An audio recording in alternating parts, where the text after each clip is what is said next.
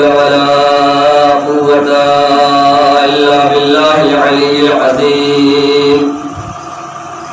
أعوذ بالله من الشيطان الرجيم. بسم الله الرحمن الرحيم. الحمد لله الذي هدانا لهذا وما كنا لنهتدي لولا أن هدانا الله. لقد جاءت رسل ربنا بالحق والصلاة والسلام على أشرف الأنبياء والمرسلين صاحب التاج والمعراج والبراق والألم ودافع البلاء والوباء والقاتل والمرض والألم. اسمه مكتوب مرفوع مشفوع في اللوح والقلم. جسمه مقدس مطهر معطر منور في البيت والحرم. مقامه قاب قوسين أو أدنى. مولانا ومولى الثقلين جد الحسن والحسين إمام القبلتين وصيلتنا في الدارين أبي القاسم محمد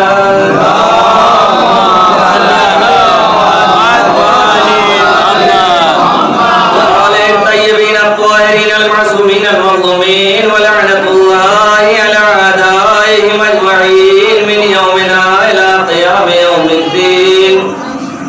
أما بعد فقد قال في القرآن المجيد وأصدق الصادقين وقوله الحق. بسم الله الرحمن الرحيم.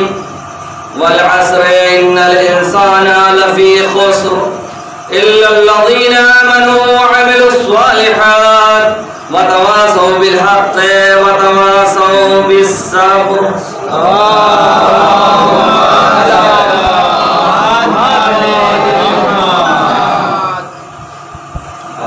گزارش ہے کہ ایک مرتبہ سورہ حمد ایک مرتبہ سورہ توحید کی تلاوت فرما کر مرحوم سلطان حسین بن نوازش حسین، افتخار حسین بن شبیر حسین، کنیز سید عابد مظہر عباس ولی اللہ مومن و مومنات کی روح کو بخشے.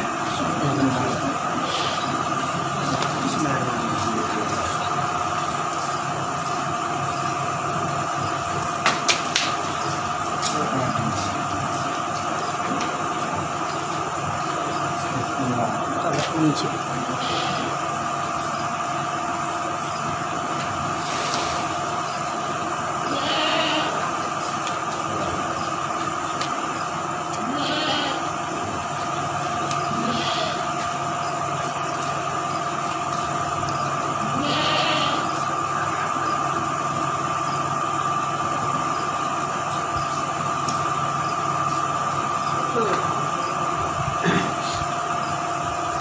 میں نے اس سے پہلے بھی کئی شب جمعہ میں آپ حضرات کے سامنے مجلس کو خطاب کیا. یقیناً شب جمعہ کہ جس کے کچھ فوائد میں نے اس سے پہلے والے جمعے کو بیان کیا تھا، ہر مذہب میں اور ہر دور میں پروردگار عالم نے ایک دن مقرر کیا تھا جو دن عید کا دن شمار کیا جاتا تھا. کسی کو سنیچر کا دن دیا تھا اور کسی کو اتوار کا دن دیا تھا، لیکن ہمارے آخری نبی کو یہ جمعے کا دن جو دیا گیا ہے یہ عید کا دن دیا گیا ہے. اور شب جمعہ کی جو فضیلت ہے کہ باقاعدہ روایت ہے کہ شب جمعہ میں سارے جو مردے ہوتے ہیں ان کے روحوں کو آزاد کر دیا جاتا ہے کہ جاؤ، اور جانے کے بعد اپنے رشتہ داروں سے، اپنے اہل خانہ سے جو لے کر آ سکتے ہو وہ لے کر آؤ۔ ہم دنیاوی زندگی کو دیکھ لیں کہ اگر ہم قید خانے میں ہیں، اگر ہم جیل میں ہیں اور وہاں سے ہم کو ایک دن کی ملاقات کے لیے چھٹی دی جاتی ہے تو ہم کیا کرتے ہیں؟ ہم چاہتے ہیں کہ جائیں، جا کر باہر دیکھیں، ہمارا بیٹا بھی آیا ہو، ہمارے باپ بھی آئے ہوں، ہمارے اماں بھی آئے ہوں، ہمارے رشتہ دار بھی آئے ہوں، ہمارے عزیز و اقارب بھی آئے ہوں، یہ سب ملنے آئے ہوں۔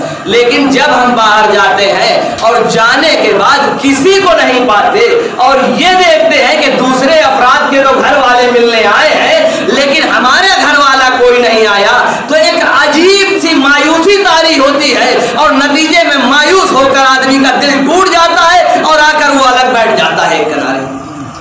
وہی دوست احباب جو دیکھا کرتے ہیں کہ ابھی تک یہ خوش نظر آ رہا تھا، ابھی تک یہ مذاق کرتا ہوا نظر آ رہا تھا، ابھی تک تو یہ بہت فرحان تھا، لیکن اب اس کو کیا ہو گیا؟ اس کے ان سب کے تو رشتہ دار آئے تھے ملنے کے لیے، وہ سب گئے اپنے رشتہ داروں سے مل کر آئے، اب وہ آ کے اپنے گھر کی کہانیاں بیان کر رہے ہیں، وہ آ کے اپنے گھر کی داستان بیان کر رہے ہیں، اپنے ماں باپ کو جو ہے وہ بتا رہے ہیں کہ ہمارے ماں باپ کتنا چاہتے ہیں، لیکن جس کے گھر سے کوئی نہیں آیا وہ بیچارہ جو ابھی تک خوش نظر آ رہا تھا وہ ایک کنارے مایوسی کے حالت میں بیٹھا ہوا ہے۔ تو یہ تو ہے ہماری دنیا کی حالت جو ہمارے نظروں کے سامنے ہے، جو ہم اور آپ بالکل صاف طریقے سے سمجھ رہے ہیں۔ بس اسی طریقے سے مرنے کے بعد جب مرنے والا چلا جاتا ہے تو اس کو ہر شب جمعہ اس کی روح کو آزاد کر دیا جاتا ہے، جاؤ اور جا کے لے آؤ۔ اب وہ آتا ہے اور آنے کے بعد وہ انتظار میں رہتا ہے، کیا دیا ہمارے گھر والوں نے، کیا دیا ہمارے بچوں نے، ہمارے بچے ہمیں کتنا یاد کر رہے ہیں۔ اور اگر گھر سے مل جاتا ہے، کسی نے صدقہ دے دیا، کسی نے خیرات کر دیا، کسی نے غریب کو کھانا کھلا دیا، کسی نے غریب کو کپڑا دے دیا، کسی نے سورہ فاتحہ پڑھ دیا، اب اتنا کر دیا تو اس کے لیے تو ثواب پہنچ گیا اور اب وہ لوٹ کر جائے گا تو خوشی خوشی جائے گا۔ میں نے اس سے پہلے کئی بار کہا ہے کہ یاد رکھیے گا کہ یہ نہ سوچئے گا کہ فقط اور فقط زندگی میں ہی والدین کی خدمت ہم پر لازم ہے، مرنے کے بعد بھی اسی طریقے سے لازم ہے جس طریقے سے زندگی میں لازم ہے، جس طریقے سے زندگی میں باپ آگ کر سکتا ہے اسی طریقے سے مرنے کے بعد اگر ہم اس کو یاد نہ کریں اور اس کی چیزوں میں تصرف کریں تو وہ ہمیں آگ کر دے گا۔ یہ روایت ہے، ایک صلاۃ علی محمد والے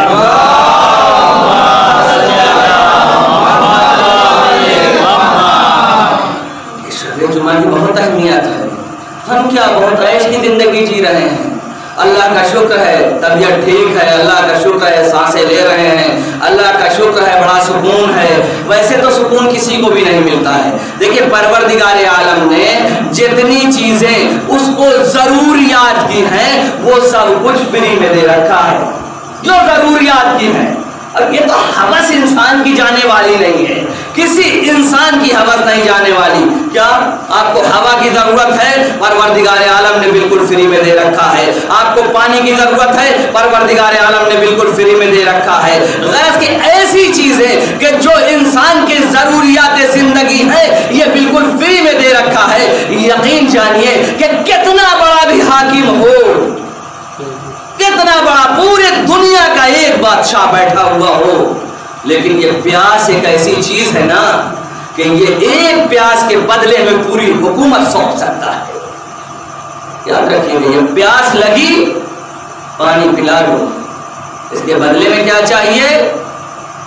تمہارا تاج لے لو، پانی پلا لو۔ یہ ہے ضروریات زندگی۔ پروردگار عالم نے اس کو ہمیں بالکل فری کا دے رکھا ہے۔ اللہ کا شکر ہے اکثریت کے پاس رہنے کے لیے ایک کمرے کا مکان تو موجود ہے نا، لیکن ہمارا تو پیڑ دھرتا ہی نہیں۔ پرسنل اپنی بات کر رہے ہیں، انسان کی جو حوث ہے، انسان کے اندر کی جو ایک شہوت ہے وہ نہیں جاتی ہے، طلب دنیا، چاہے دنیا، اور یہ ہر انسان کے اندر پائی جاتی ہے۔ جانوروں میں صرف اور صرف چاہے دنیا ہے، اور انسان میں پروردگار عالم نے اس کے ساتھ عقل بھی دے دیا ہے کہ دیکھو اگر تم نے عقل استعمال کیا تو پھر اعلیٰ علیین میں پہنچ جاؤ گے، اور اگر عقل استعمال نہ کیا تو یہ سمجھو کہ جانوروں سے بھی بدتر ہو جاؤ گے۔ ایک سلوات پڑھو محمد وآل محمد۔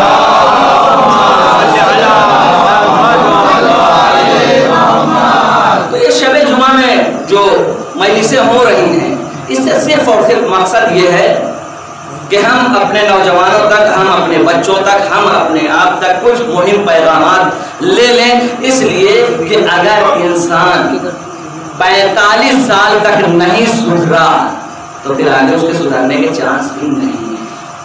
اگر سدھرنے کے چانس ہیں تو بس اور بس 45 سال تک ہے، اس کے بعد نہیں۔ اس کے بعد جیسا چلا آ رہا ہے ویسا ہی رہے گا۔ میں نے اس سے پہلے شاید مثال دی ہو کہ جبل گردد جبلن نہ گردد، پہاڑ ڈل جائے گا وہ عادت نہیں جائے گی۔ لہذا یہ فرش عزا جو ہمیں درس سکھاتا ہے، جو ہمیں درس دیتا ہے، اس فرش عزا پر آپ کو تاریخ بھی مل جائے گی، اس فرش عزا پر آپ کو اخلاق بھی مل جائے گا، اس فرش عزا پر آپ کو سائنس بھی مل جائے گی، اس فرش عزا پر غرض کے سارے علوم مل جائیں گے۔ ہر ذاکر آتا ہے اپنے موضوعات کے اعتبار سے بیان کرتا ہے اور ہمارے بچے اس سے استفادہ کرتے ہیں۔ الحمدللہ پہلے سے تو کہیں بہتر ماحول ہے۔ میں اپنے بچپن کی بات جانتا ہوں کہ بچے ہمارے جو نوجوان ہوتے تھے وہ سب کے سب باہر ٹہلتے ہوئے نظر آتے تھے، 4 بزرگ بیٹھے ہوئے ہیں، وہ مجلس سن رہے ہیں۔ جوان کیا کریں؟ جب ماتم ہوگا تو چلیں گے، جب مصائب پر مولانا چلے جائیں گے تب ہم چلیں گے۔ دوسرے افراد اسی طریقے سے باہر کھڑے رہتے ہیں، انجمن پوری باہر کھڑی رہتی ہے کہ مولانا اتریں گے تب ہم جائیں گے۔ جب تک اس فرش عزا پر نہیں آؤ گے کچھ نہیں ملنے والا ہے، اس لیے کہ اگر کچھ ملنا ہے تو اسی فرش عزا سے ملنا ہے۔ ایک صلوات پڑھ دیں محمد وآل محمد۔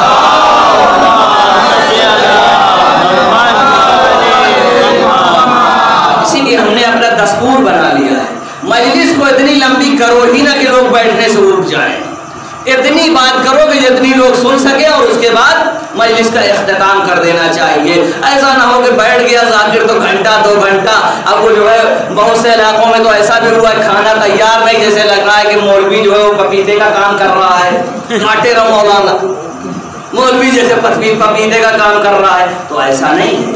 مولوی کا کام ہے آ کر مجلس پڑھنا اور اس مجلس میں کچھ واعظ و نصیحت کرنا تاکہ لوگ سنیں۔ ایسا نہ ہو مولوی بیٹھا پڑھ رہا ہے، لوگ اپنا اپنے کام کاج سے فارغ ہو کے ابھی چلتے ہیں، ابھی مولانا مسائل پر کہاں ہے، کھانا وانا کھا لیں۔ ماشاءاللہ سے میں تو دیکھتا ہوں کہ یہاں مجلس سے پہلے سب کے سب جتنے بھی افراد آنے والے ہوتے ہیں سب آ جاتے ہیں، یہ بہت بڑی بات ہے۔ ایک صلوات پڑھیں محمد وآل محمد۔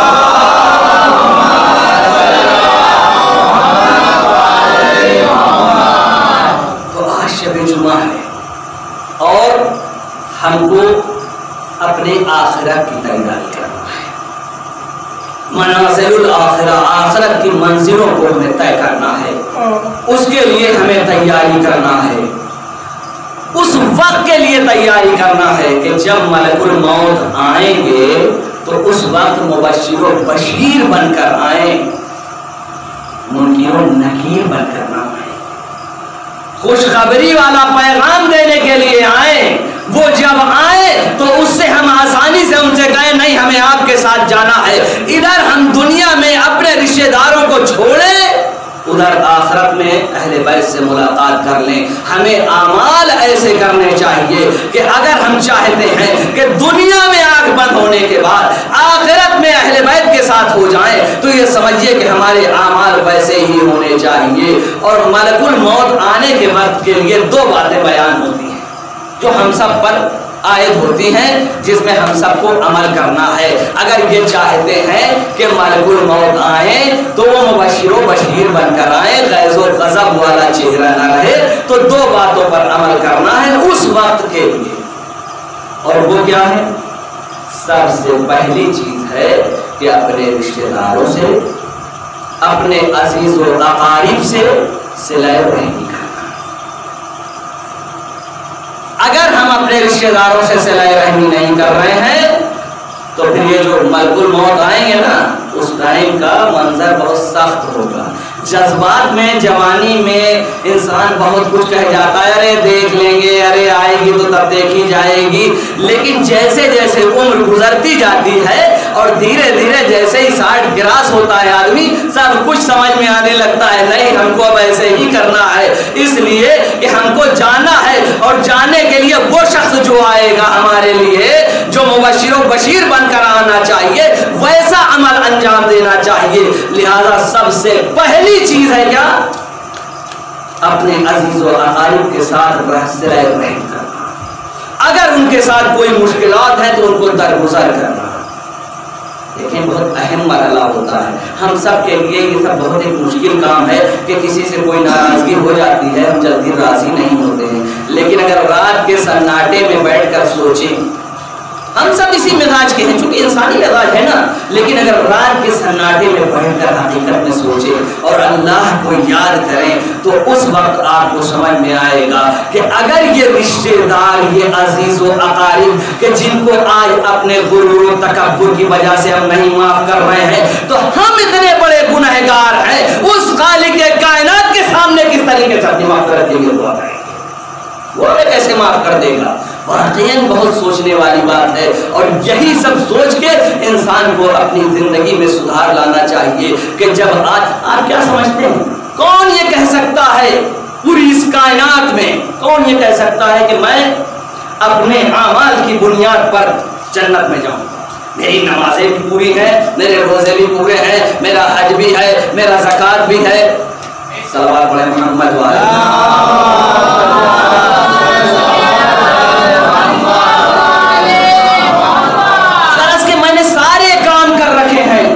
مجھے کون روک سکتا ہے جنت میں جانے کے لیے؟ انشاءاللہ اس کے اوپر ایک موقع آئے گا، 22-23 تاریخ کو مجلس پڑھنی ہے، اس پر بیان کریں گے انشاءاللہ کہ یہ جو لوگ تصور کرتے ہیں ان کا حشر کیا ہونے والا ہے۔ اس لیے یاد رکھیے گا ہم اعمال کی بنیاد پر جنت میں نہیں جا سکتے ہیں، اگر اعمال کی بنیاد پر چیلنج کر دیں گے تو کبھی جنت میں نہ جائیں گے، بلکہ فضل خدا اور رحمت خدا کی وجہ سے ہم جنت میں جائیں گے۔ اگر اس کا فضل شامل حال نہ ہوگا، اگر اس کا رحم شامل حال نہ ہوگا، جو رحمان و رحیم ہے، جو کریم ہے، اگر اس کی رحمانیت شامل حال نہیں ہوگی تو ہم جنت میں نہیں جا سکتے۔ کوئی یہ نہیں کہہ سکتا کہ میں تو بہت اعمال کرنے والا ہوں، میں نے نماز پوری پڑھ رکھی ہے چلا جاؤں گا۔ معلوم ہے کسی کو کہ نماز صحیح پڑھی ہے کہ نہیں پڑھی ہے، معلوم ہے کہ صحیح تلفظ ادا کیے ہیں کہ نہیں کیے ہیں، بس پڑھ لیا، اللہ جانے اور وہ جانے۔ اگر اس کا لطف نہ ہوگا، اگر اس کا رحم نہ ہوگا تو کچھ قابل قبول نہیں ہو سکتا ہے۔ اس کا لطف اور رحم ہمیشہ ہمیں دعا کرتے رہنا چاہیے کہ بار الہا یہ جو میرے اعمال ہیں تیرے لطف اور رحم کے محتاج ہیں، جب تک تیرا لطف شامل حال نہیں ہوگا میرے کوئی اعمال قابل قبول نہیں ہوں گے۔ ایک صلوات پڑھیں محمد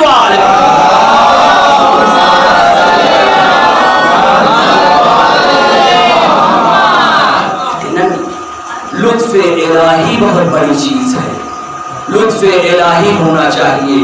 اگر لطف الہی ہمارے ساتھ ہے تبھی ہم کامیاب ہو سکتے ہیں۔ یہ انسان گنہگار ہے، یہ انسان خطا کار ہے، یہ انسان نسیان ہے اس کے پاس، یہ انسان غرض کے ایک خطا کا پتلا ہے، اس سے غلطیاں ہوتی رہتی ہیں، لیکن چونکہ پروردگار عالم کو یاد کرتا رہتا ہے لہذا اپنی غلطیوں کی توبہ کرتا رہتا ہے، اور اللہ جانتا ہے کہ ارے یہ انسان نادان ہے، یہ ناسمجھ تھا، اس لیے اس نے یہ فعل انجام دے لیا ہے، اب یہ ہماری بارگاہ میں آ گیا ہے لہذا اب اس کے گناہوں کو معاف کر دیا جائے۔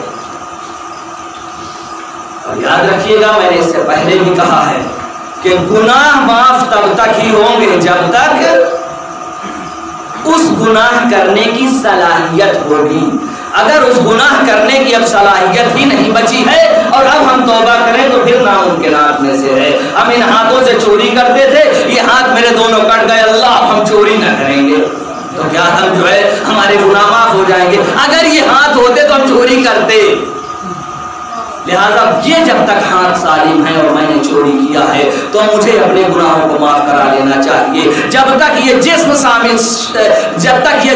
سالم ہے جب تک ہمیں اپنے گناہوں کو معاف کرا لینا چاہیے، اور یہ نہیں معلوم کہ اگلا پل جو آنے والا ہے یہ جسم سالم رہ جائے گا یا نہ رہ جائے گا۔ से बीमारियां चल गई हैं, अच्छे से अच्छे जवान लेट जा रहे हैं, लड़के लेट जा रहे हैं। हालात जो है वो जमाने के बहुत बदल रहे हैं, बूढ़े तो कहीं जवानों से बेहतर आज भी हैं। तो याद रखिएगा कि हमको इन चीजों का ख्याल करना है। हम जब इन चीजों का ख्याल करेंगे, और इससे पहले भी मैंने एक मजलिस में कहा था, एक बात और आपको बताना चाहिए, हो सकता है क्योंकि जब ऐसी बातें करता हूं ना, चूंकि भाई हमारी एज भी वो नहीं है, और गांव घर में ऐसी बातें करना वो सख्त मरहला होता है। आपको मालूम है, जो बच्चा जहां पैदा हो वहां ऐसी बातें करे, चूंकि उसका पूरा बचपना गुजरता है, बहुत सख्त मरहला होता है। लिहाजा सिर्फ और सिर्फ यहाँ पर मौलाए कायनात का वो जुमला याद करना चाहिए कि मौलाए मुत्तकियान ने कहा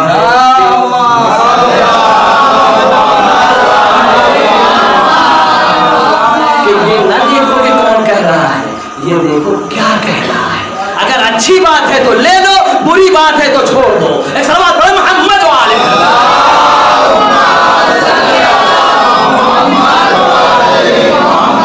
शब जुमा है, उसी से मुताल्लिक़ मुझे गुफ्तगू करना है। अब क्या हालात क्या हैं? हालात ये हैं, आलिम गुफ्तगू करता है मिंबर से, उसका काम है आके मिंबर से गुफ्तगू करना, ठीक है। मासूम नहीं है, ये तय है, मासूम नहीं है।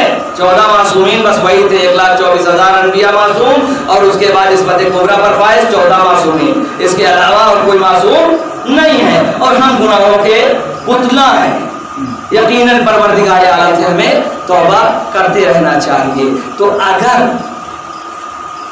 अगर आलिम आकर यहाँ से न बयान करेगा तो कौन बयान करेगा? और आज हम क्या करते हैं, हम अपने बचपन से जो देखते आए, जो हमारे सामने की बात है, हम अपने घर पे बैठे हुए हैं इसलिए वैसे ही बात कर सकते हैं कि अरे फलाने मौलाना को देखो मिंबर से बैठ के बहुत बोलते हैं और अपने लड़का को नहीं देखते। याद रखिए, ये जुमला बहुत सख्त जुमला है, ये जुमला बहुत सख्त जुमला है। तफसील किसी मजलिस में बयान करूंगा इंशाअल्लाह, अगर याद रहा मुझे तो याद दिलाइएगा। तो ये जुमला कहा जाता है कि नहीं कहा जाता? क्या ये मौलाना मासूम है या मौलाना का लड़का मासूम है? और 15 साल के बाद, बालिग होने के बाद हमारा काम था सिखा देना, उसका काम था समझ लेना। अब वो नहीं समझा तो ना समझे, वो हमारी जिम्मेदारी नहीं है। या अगर जाहिद हुसैन खराब हैं तो इसका मतलब ये कि सारे मौलाना नहीं खराब हैं, आप सब पर हुक्म न लगा दीजिए। अगर कोई एक मौलाना खराब है आपकी निगाह में, और याद रखिएगा इस्लाम ने तो बड़ी सख्त इस पर जो रोक लगा रखी है, ये कह के कि अगर कोई इंसान चोर है और कोई नहीं जानता कि वो चोर है, आपने सिर्फ देखा है चोरी करते हुए, तो आपको अख्तियार नहीं है कि दूसरों से बयान कर दें। इसलिए कि वो जो हमारे सारे ऐबों को छुपाने वाला है, वो जो हमारे सारे राज को छुपाने वाला है, वो तो हमारे बड़े बड़े राजों को छुपाए बैठा है। हम सिर्फ इतना सा राज बंदों का जान जाते हैं तो उससे गेम खेलने लगते हैं।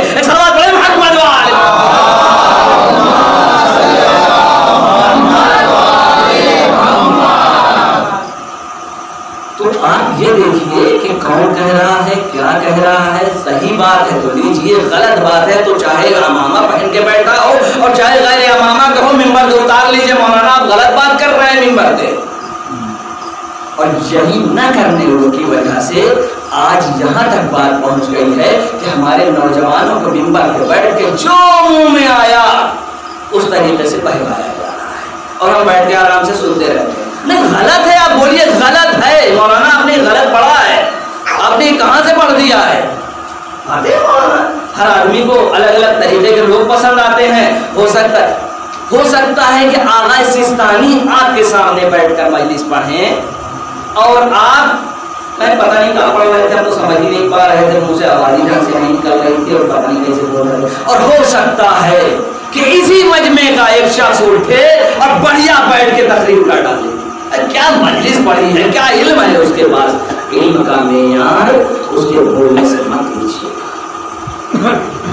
क्योंकि हर इंसान को अलग अलग अदाएं, अलग अलग बातें, अलग अलग टॉपिक पसंद आते हैं। मुमकिन है जवान मेरी मजलिस से घबरा रहे हों, जवान मेरी मजलिस ना पसंद कर रहे हों, मुमकिन है कि बाज़ बुजुर्ग मेरी मजलिस को पसंद कर रहे हों। फर्क है اس لیے کہ ان کو آخرت کا ابھی کون سے دیکھنا ہے. ابھی تو ہمیں کہہ رہے ہیں بہت جینا ہے. یہ مولانا روز بیٹھ جاتے ہیں, یہ آخرت کے اوپر بیان کرنے لگتے ہیں.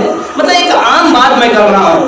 لہذا یہ چیزیں جو ہیں یہ ہمیں دیکھنا ہے. ہم کو یہ دیکھنا ہے کہ منبر سے یہ عالم ہمیں کچھ باتیں دے کر جا رہا ہے یا ہمارا وقت صرف اور صرف آدھا گھنٹہ بیٹھا, 1 گھنٹہ بیٹھا اور ہمارا وقت ضائع کیا اور چلا گیا.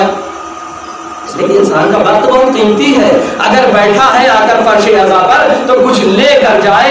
ایسا نہ ہو کہ آ کر بیٹھا بھی اور گھر جا کے پوچھا مولانا نے کچھ مجلس پڑھا, ہاں پڑھ رہے تھے ہم تو بیٹھے سو رہے تھے. ایک صلوات پڑھیں محمد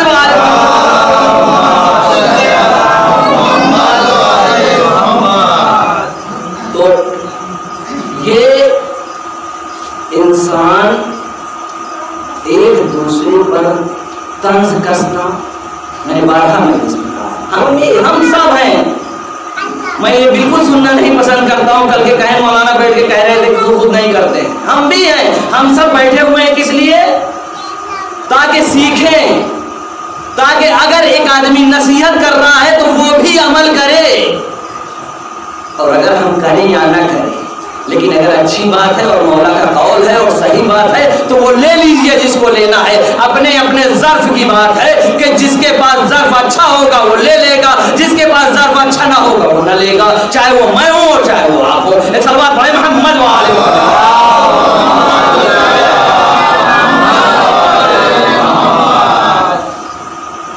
تو ہم کو مناظر الآخرہ کی تیاری کرنا ہے, آخرت کی تیاری کرنا ہے. اور آخرت کی اگر ہم تیاری کر لیں گے تبھی ہم کامیاب رہیں گے.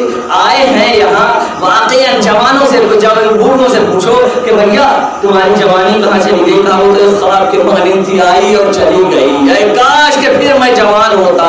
اس جوانی کی قدر کرو, خدا کی قسم اس جوانی کی قدر کرو, ورنہ جو یہ جوانی کے مرحلے سے گزر چکے ہیں ان سے ذرا پوچھئے کہ کیا ہوتی ہے جوانی. اے کاش کہ ایک بار اور جوان کر دیا جاتا.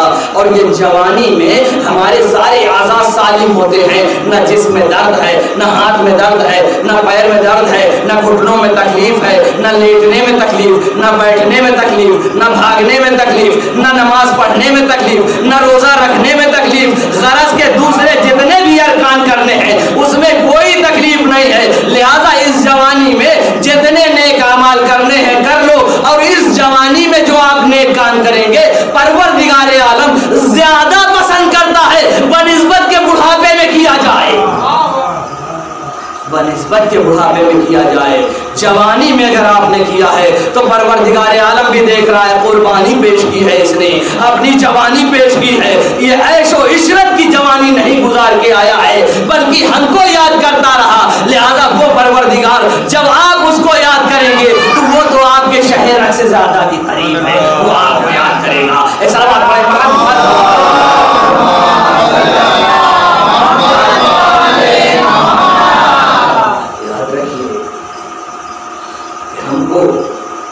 اپنی زندگی کو محاسبہ, ہم کو دوسروں سے مطلب نہیں ہے. دوسرے نماز پڑھ رہے نہیں پڑھ رہے ہیں, پڑھا نہیں پڑھا ہم کو مت دیکھیں, ہم اپنے کو دیکھیں.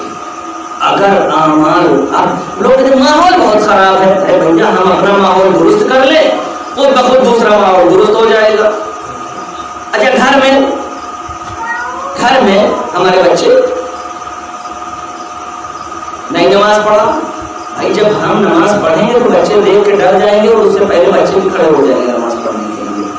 1 دن 2 دن 3 دن 4 دن 5 دن اس کے بعد ڈریں گے نہیں تو محبت میں صحیح, اللہ کو یاد کر کے صحیح. ہمارے گھر کے والدین ایسا کرتے ہیں, وہ احتیاط سے صحیح, کم سے کم اس کے ناطے بچے تیار ہو جائیں گے اور وہ نیک کام کرنے لگیں گے. لیکن اگر ہم ہی گھر کا ماحول اچھا نہ بنائیں گے تو پھر یہ بچوں کی قسمت ہے, اچھے بن گئے تو بن گئے ورنہ خراب ہونا ہی چاہیے تھا ان کو. اور ہر کوئی یہ چاہتا ہے کہ میرے بچے اچھے بنے, ہم بنے یا نہ بنے, یہ ہر کی فطرت میں ہے. ہم نے پڑھا ہو یا نہ پڑھا ہو ہمارے بچے پڑھ لیں. لہٰذا ہم کوشش کریں کہ گھر میں پڑھنے والا ماحول بھی بنائیں تاکہ بچے پڑھائی بھی کریں. ہم کوشش کریں گھر میں ایسا ماحول بنائیں روزانہ کچھ نہیں, بس 1 صفحہ قرآن, آج کل تو موبائل میں ہے, 1 صفحہ قرآن رات میں سورہ واقعہ مغربین کے بعد پڑھنا یا سونے سے پہلے پڑھنا. گارنٹی ہے معصومین علیہ السلام کی طرف سے کہ وہ شخص کبھی بھوکا نہیں سو سکتا، یعنی رزق میں اس کے برکت ہوگی۔ اگر ہم یہ چاہتے ہیں کہ ہمارے رزق میں برکت ہو، ہماری عمر میں برکت ہو، تو کم سے کم کچھ نہ صحیح سورہ واقعہ روزانہ مغربین کے بعد پڑھ لیا کریں۔ صلوات پڑھیں محمد وآلہ۔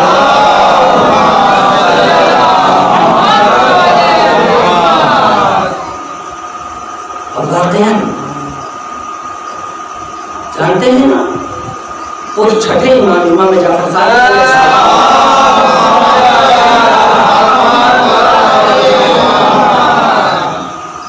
کہ آپ کا جب وقت نظام ہوگا اور آپ مومن ہوں گے، اچھا یہ والے مومن نہیں جیسے ہم لوگ ایک دوسرے کو سب کو مومن کہہ دیتے ہیں، یہ والے مومن بھائی نہیں۔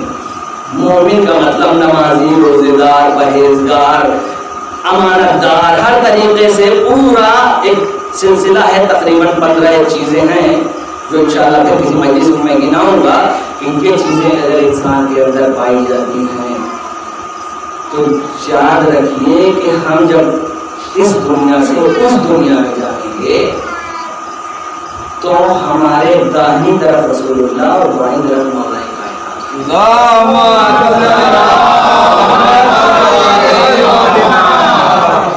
اور یہ 13 معصومین علیہ السلام ہوں گے جو آپ کو نظر آئیں گے اور ان کو دیکھتے ہی آپ کو سکون ملے گا۔ لیکن 14واں معصوم جو ہے وہ پردے میں ہوگا۔ کون 14واں معصوم؟ شہزادی فاطمہ زہرا سلام۔ اور ایک روایت اور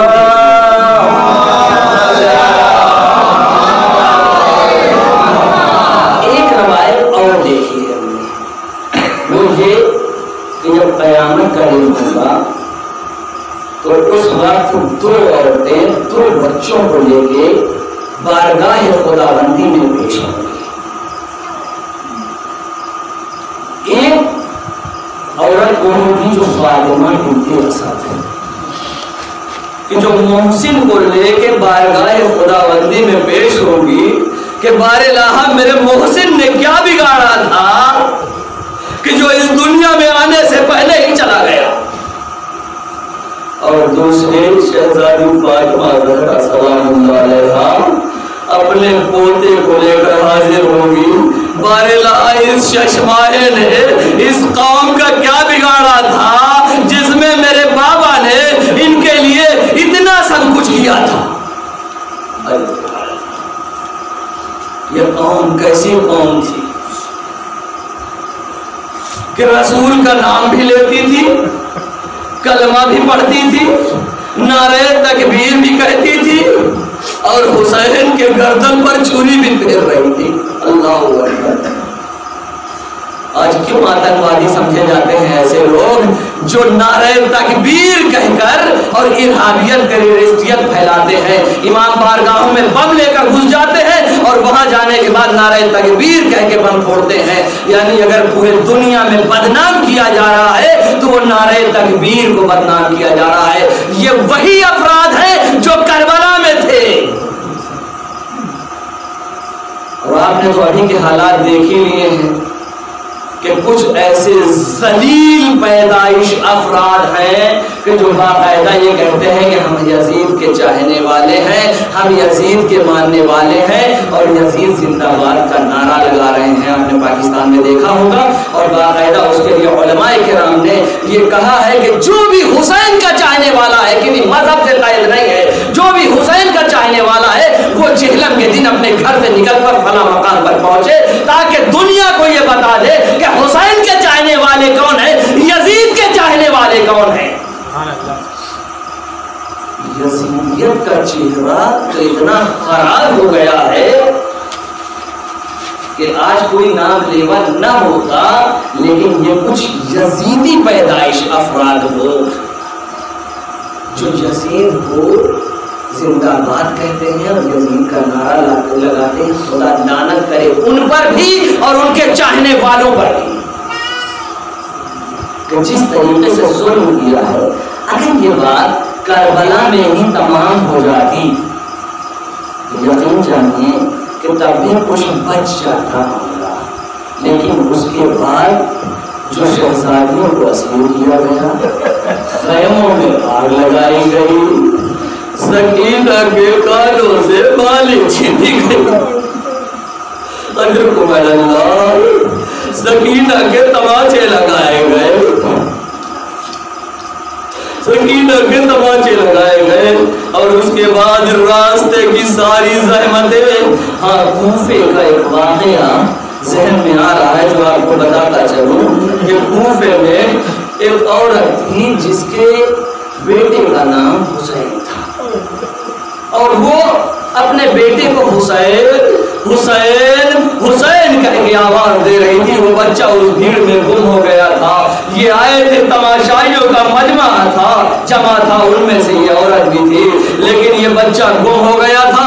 یہ عورت چلا رہی تھی حسین حسین۔ ایک مرتبہ شہزادی زینب نے سوچا کہ ارے اتنے بڑے مجمع میں، اس تماشائی مجمع میں کون میرے بھیا کو یاد کر رہا ہے؟ جیسے ہی کہا اے بی بی، ارے حسین کا سر وہ نوکے نیزہ پر بلند ہے۔ ارے کہا میں اس کی بات نہیں کر رہی ہوں، میرا بچہ حسین تھا جو یہاں سے غائب ہو گیا ہے۔ شہزادی نے کہا جاؤ، تمہارا بچہ تمہارے گھر پہنچ گیا۔ وہ گئی، جب گھر پہنچی، جانے کے بعد دیکھا تو اس کا بچہ گھر میں تھا۔ جیسے ہی ماں پہنچی لپٹ کے رونے لگا، کہا اماں اس طریقے سے رسول کے نواسے کو لایا گیا ہے۔ ارے بیٹا تو کس کی بات کر رہا ہے؟ وہ تو حاکم وقت کے ساتھ خروج کیا۔ کہا نہیں اماں، وہ بی بی زینب جو تھی وہ رسول کی نواسی تھی۔ ارے وہ جو سر نظر آ رہا تھا وہ حسین کا سر نظر آ رہا تھا، اور وہ بچے کی معرفت اتنی درجہ بلند ہو چکی تھی کہ روتے روتے وہ بچہ مر گیا۔ اب وہ بی بی آئی، آنے کے بعد جناب زینب کے پاس گئی، اے بی بی پہلے تو پرسہ قبول کریے۔ اس کے بعد اے بی بی ایک حاجت لے کر آئی ہوں، میرا بچہ حسین نام تھا۔ اس کو ڈھونڈتے ڈھونڈتے جب گھر پہنچے، آپ نے بتایا تھا، تو گھر میں وہ روتے روتے حسین کا نام لیتے لیتے، آپ کا نام لیتے لیتے اس دنیا سے چلا گیا۔ ارے آپ دعا کر دیں میرا بچہ واپس آ جائے۔ ایک مرتبہ زینب نے کہا ارے جاؤ وہ سید سجاد، ان سے دعا کرنے کے لیے کہو۔ ایک مرتبہ سید سجاد کے پاس آئی، سید سجاد نے ہاتھوں کو بلند کیا، مارے لا اس کا بچہ میرے بابا کا چاہنے والا تھا، اسے زندہ کر۔ اجرکم علی اللہ، وہ بچہ زندہ ہو گیا۔ لیکن ہاں یہاں پر ایک روایت اور یاد آتی ہے، جب یہ قافلہ چلتے چلتے ایک مقام پر حسین کا سر نوکے نیزہ سے نیچے آ گیا۔ اب وہ کسی صورت سے بڑھ نہیں رہا تھا۔ ایک مرتبہ شبر نے تازیانے کو ہوا میں لہرایا، سید سجاد تمہارے بابا کا سر آگے نہیں بڑھ رہا ہے، یا بابا کا سر آگے بڑھے نہیں تو میں تمہیں تازیانے ماروں گا۔ ایک مرتبہ سید سجاد نے ہاتھوں کی ہتھکڑیوں کو سنبھالا، پیروں کی بیڑیوں کو سنبھالا، قریب آئے، اے بابا اب تازیانہ کھانے کی طاقت نہیں رہی۔ اجرکم اللہ، اے بابا آپ کیوں نہیں آگے بڑھ رہے ہیں؟ کٹے ہوئے سر سے آواز آئی، اے بیٹا زین العابدین، ارے میری بیٹی سکینہ اس قافلے سے جدا ہو گئی ہے۔ زینب ام کلثوم گئی، آواز دیتی جا رہی تھی سکینہ سکینہ۔ بس ایک مرتبہ کیا دیکھا کہ ایک نقاب پوش معظمہ ہے جو اس بچی کو گود میں لیے ہوئے ہے اور وہ بچی سو رہی ہے۔ قریب گئی، کہا اے بی بی یہ آپ کی گود میں سو گئی، ابھی تک اس کو جب سے اس کا موت مارا گیا کسی نے پیار نہیں کیا، کسی نے تماچے مارے، کسی نے کھانا سے بالیاں چینی۔ اے بی بی تم کون ہو؟ ایک مرتبہ نقاب کو پلٹ دیا، اے بیٹی اگر میں رحم نہیں کروں گی تو کون رحم کرے گا؟ شہزادی نے جیسے ہی دیکھا، ارے میری ماں فاطمہ ہے، گلے سے لگ گئی، اے اماں حسین مارا گیا۔